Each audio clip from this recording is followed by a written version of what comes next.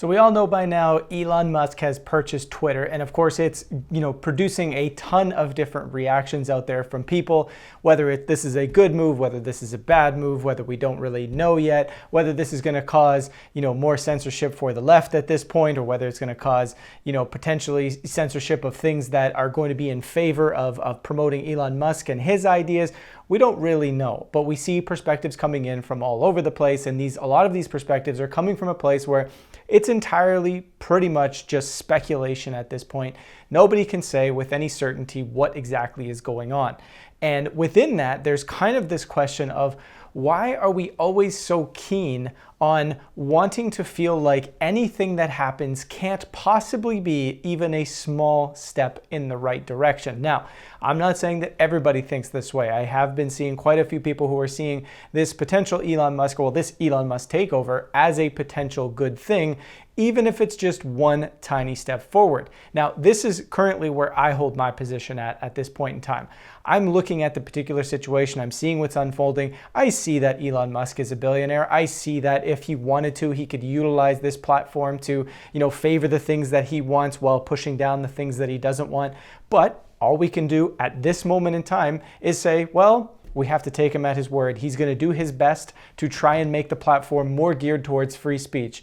And all we really have to do as people at this moment in time is stay curious, stay vigilant, and keep watching what exactly is unfolding. Because the reality of the situation is, for this takeover to be somewhat of a success at all that has to happen is Twitter has to get just a little bit better than it was.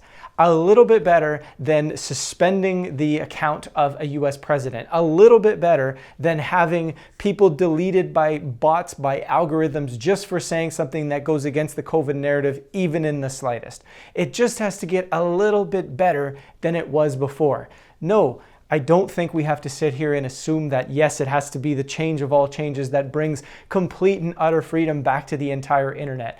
All it has to do is get just a little bit better. And for those that can't see that this could possibly be a move for things to get just a little bit better, ask the question, what is it within your mind? What is it within your purview that is causing us to potentially be what, I've heard the term called being black-pilled, which is, of course, in relation to the term called being red-pilled, which is, hey, I started to go down the truth rabbit hole, and as I've gone down the truth rabbit hole, now I see the world clearly. Now I know what's going on, right? I would argue that many, many, many years ago, somebody would say that, Joe, you took the red pill and started looking at alternative ideas and different facts that are alternative to the mainstream set of facts, and so therefore you were red-pilled.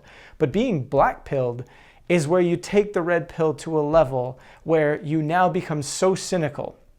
You believe that the power structure, those that are in charge, the cabal, the deep state, whatever you want to call it, are so utterly powerful that no matter what happens, it's always a distraction. It's always a bad thing. It's always out to get us. It's always coming in some way, shape, or form to stoop up and take any of our hopes and bring them down so that we feel silly for ever believing anything was possible. The black pill is the ultimate form of cynicism. It's being in a position where no longer can we feel that any positive, inspiring change can occur, because if it happens on the TV, if it happens on social media, if it involves a wealthy person, it must be bad. There's no possible way that a good thing can happen. And I do not feel that there is any value in holding that position. And no, I'm not naive to the idea that, yes, Elon is a billionaire, and yes, Elon may be part of a powerful group of people that are fighting another powerful group of people for more power. That is absolutely possible. But I do believe that things are going to get even just a little bit better. And I want to turn our attention to a quick set of tweets here that leads into a point that I think is very important for each of us to consider. Cigar and Jetty, now he's from Breaking Points. He wrote, Vijaya Gad, the top censorship advocate at Twitter, who famously gaslit the world on Joe Rogan's podcast and censored the Hunter Biden laptop story, is very upset about the Elon Musk takeover. And the headline of the article he posts is, Twitter's top lawyer reassures staff, cries during meeting about Musk takeover. Now, Elon Musk responds to this, suspending the Twitter account of a major news organization for publishing a truthful story was obviously incredibly inappropriate. Now, I'm going to say this off the top. I am not, for any particular political spectrum. I don't really care to identify or dive into the ideology of any particular political idea. However, it was on Twitter that the entire Russian collusion narrative, which has now been proven to be, with evidence, and most people accept this, a complete hoax. That was all pushed on Twitter. That was all pushed on Facebook. That was all pushed on Google as something that ultimately misled an entire masses into believing something that wasn't true. This is what happens under the old regime, under the regime that, Sagar Enjeti is referring to in his tweet here. On top of that, this entire Hunter Biden laptop story, which would have been a huge story if it was properly investigated around election time, was also censored and not taken seriously on virtually all of big tech, including Twitter, during the election, something that sways elections, something that interferes with what's going on. An objective person really taking a step back and looking at the situation can see that these types of stories can have a massive impact on public discourse. Let's look at what happened during COVID, as we previously mentioned. It sways public opinion in a massive way. What reason do we have to think, if Elon Musk here is at least acknowledging that, hey, you know what? Yeah, that Hunter Biden story should never have been censored. The only question we really have to ask ourselves is Elon Musk going to go and now start censoring massive stories to help, say, Republicans hide, their dirt, as, Twitter and Facebook and Google has helped Democrats hide their dirt and sort of favor so much of the dirt that's been going on the Republican side. We don't really know if that's going to happen, but it appears as though at least Elon is probably more in a place of I guess you could say, I want to say some sense of integrity that we can assume, where he's going to make an attempt to create probably the most even playing field we've seen on big tech in a very long time. I honestly think that is what we're going to start to see. And no, again, to reiterate, I don't think it's going to be something where, the entire internet is free again. But might this be a step that starts moving towards that? Might this be a step that starts to lift some of the censorship, that gives people reach back, that starts to make people feel as though they can say and not self-censor themselves on Twitter anymore? And perhaps that sentiment then expands and maybe starts to impact what happens on YouTube, maybe starts to impact what happens on Facebook. We don't really know, but change happens in ways that sometimes we don't always think is going to be, the perfect thing in the shiny box, and it shows up in a way that's like, oh, this is exactly how I imagined it would show up. Sometimes it shows up in a way where we're like, yeah, I'm not too sure about this. But can we sit with it? Can we be with it? Can we be open to it enough that it could potentially change, while maintaining our vigilance and saying, no, let's not let Elon get away with going back on his word. But can we at least, not be so cynical that we can't possibly engage with the idea of things actually changing, right? That's kind of the message that I wanted to share in this particular message, because I'm seeing it all over the place. The sort of basic and binary ideas that, well, Elon Musk equals billionaire, therefore evil.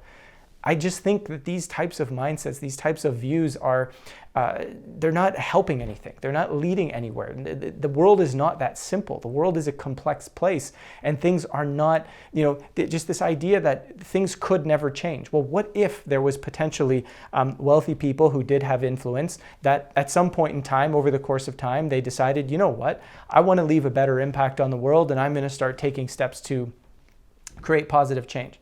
Is that not possible? Like, I know some billionaires that nobody knows about that are doing just that right now. They feel bad about the world that they've helped to create, and they're now using their money in the later days of their life to start creating a change. Is it possible that Elon is trying to do that a little bit right now, right? Again, we are so caught up in always wanting to find who the good guy is, who the bad guy is, and we're stuck in this polar dichotomy. Why can't it be that it's not about the good guys and the bad guys, but it's just about, now a situation has unfolded and we're not sure where this is going to go. We're not sure what's going to happen. And instead of trying to protect so hard that feeling of being let down, of looking like, ooh, we shouldn't have sort of fell for that story, can we set aside that self-consciousness for a second and just say, you know what? Let me just see what unfolds. Let's just see what happens in this particular, unfoldment of this particular event. Because I personally would love to see a world where reach and openness comes back to Facebook. As somebody that has lost virtually control of our entire business over the last 5 years due to what has happened on Facebook, Google, and YouTube, where a company that that we've built builds up to making over $2 million in revenue, having a team of a ton of journalists, being able to bring truth to the world, was completely shut down by big tech.